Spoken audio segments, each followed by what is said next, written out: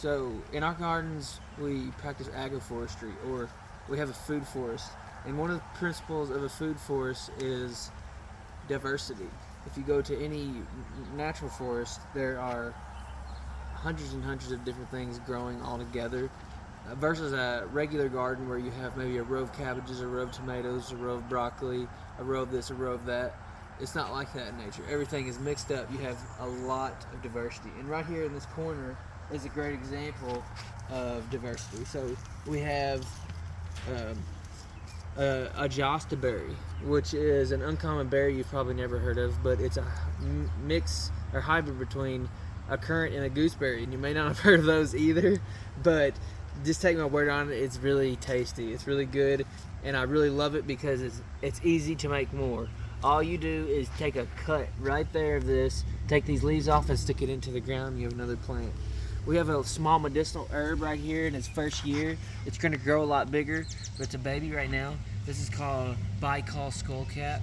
It's from China, and it's a traditional Chinese medicine herb. This is Escultia or California poppies, and this will come up and have beautiful flowers. It is also a medicinal herb, a sedative.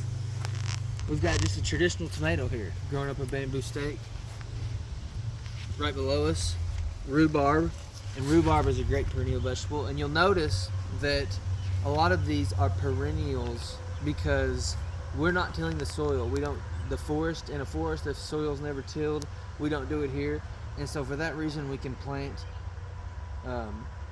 perennials. We're not tilling and destroying the root system, so we can plant stuff that comes back every year. So this is a rhubarb. This comes back every year, and you've probably seen this or heard of this before, but if not, you take it off, take the stalk out, do not eat the leaves. This is the vegetable, and it's very tart. It's used often in pies, and strawberry, but it has like a tart fruit type flavor. This right here is lovage. And it's actually in the same family, very closely related to this, which is regular celery. Regular celery is not a perennial. This one is. This comes back every year. And you do not eat the stalks, but you eat the leaves. You eat the leaves and the small stalks on lovage. So you can see how lovage and celery look pretty similar. This one has a much more potent celery flavor. So you only need to use a few leaves in salads, or it's very good for seasoning a stock. So we've got two of those plants right here. Right here we've got red valerian, and you may have heard of regular valerian root. These are not the same plant. They don't have the same qualities. Regular valerian root is a sedative. This has edible leaves. You can eat the leaves. It's a perennial, and you can't see much right now. It's about to bloom, but it has very pretty red flowers, and it's super easy to grow. This is a type of mallow.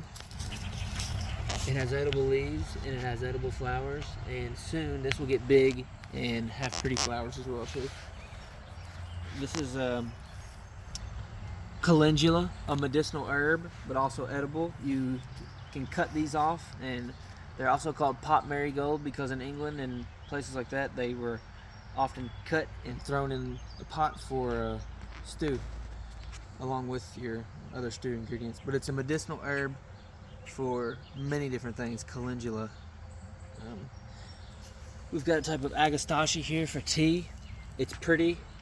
It attracts hummingbirds, and it smells really good too. And then we have a bean, horseradish, and catmint, lesser catmint, and this thing is going to be swarming with bees pretty soon.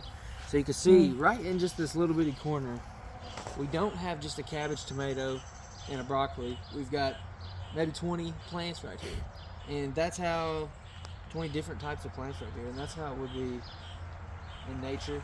And you want to do this in your garden because it makes it harder for pests to find their target. So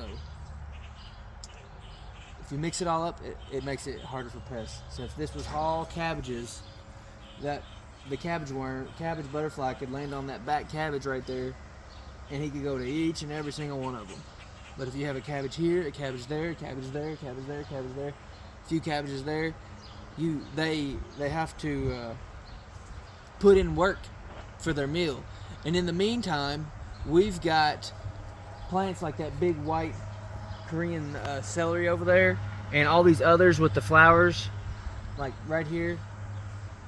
They attract predatory insects that don't feed on your vegetables, but they feed on the guys that want to eat your vegetables. So while they're going looking for cabbage to cabbage to cabbage, there's a good chance they're going to get eaten on the way. And that's how we practice pest prevention as well, without having to spray anything. So we don't spray anything here, and you can look around and we don't have many pest issues at all. Everything is really healthy. And it's incredible what happens when you do your best to emulate a forest in nature, because who built the forests? Something very much wiser than me and you, and it is highly productive, extremely productive, and no one is doing anything to it. So if we build our gardens in that image, we gain those benefits. We don't have to do a whole lot. We don't have as many issues. So diversity in the food flourish.